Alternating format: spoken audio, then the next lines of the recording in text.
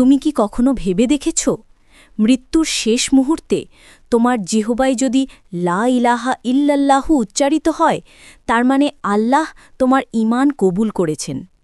কিন্তু সেই সৌভাগ্য কজনের হয়? শেষ নিঃশ্বাসে কে বলতে পারে লা ইলাহা ইল্লাল্লাহ? এটা কোনো সহজ ব্যাপার না, এটা আল্লাহর বিশেষ রহমত। কিন্তু প্রিয় নবী সাল্লাল্লাহু আলাইহি ওয়াসাল্লাম আমাদের একটি সহজ আমল শিখিয়েছেন, যার মাধ্যমে আল্লাহ সেই তৌফিক দান করেন যে মৃত্যুর সময় ঈমান নিয়ে দুনিয়া ছাড়তে পারে। নবীজি বলেছেন, যে ব্যক্তি নিয়মিত এই দোয়াটা পড়বে আল্লাহ তাকে ঈমানের ওপর মৃত্যুদান করবেন। দোয়াটা খুবই সহজ, শুধু প্রতিদিন 10 বার বলো, আল্লাহুম্মা তাওয়াফানি মুসলিমান ওয়া আলহিকনি বিসসলিহিন। হে আল্লাহ, আমাকে মুসলমান অবস্থায় মৃত্যু দাও এবং আমাকে সৎ ব্যক্তিদের সাথে মিলিয়ে দাও।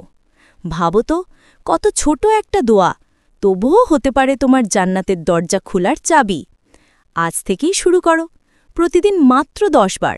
এই দোয়াটা তোমার জীবন বদলে দিতে পারে, কারণ তুমি জানো না কখন তোমার শেষ মুহূর্ত এসে যাবে। কিন্তু তুমি প্রস্তুত থাকো, যাতে মৃত্যুর সময় তোমার মুখে থাকে লা ইলাহা ইল্লাল্লাহ। ভিডিওটি ভালো লেগে থাকলে লাইক করো, কমেন্ট করো, আর ইসলামিক ভিডিও পেতে চ্যানেলটি সাবস্ক্রাইব করো।